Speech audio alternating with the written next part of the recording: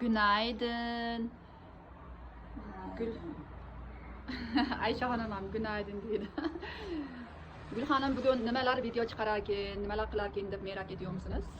Gulxonim bugun mana ertalabda turib Ayşe Hanım qahvasini berdi-da.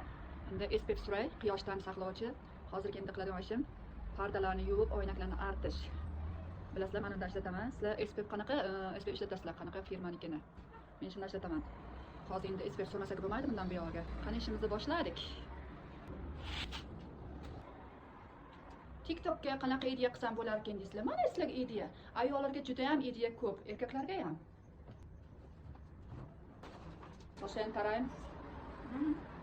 Sochini tara dedin ya. Sochini taraylim. Sochlari pamuk gibi olmuş. Ayşe Hanım banyo yaptı. Çok güzel oldu. Çok güzel kokuyor. Oh canım benim. Oh. Mis gibi, mis gibi. İyi oldu. Evet canım, iyi oldu. Güzelim benim. Güzel. Sultanım. Güzelim. Şimdi işimizi başlayalım. Perdeler yıkanıyor. Cam sileceğim.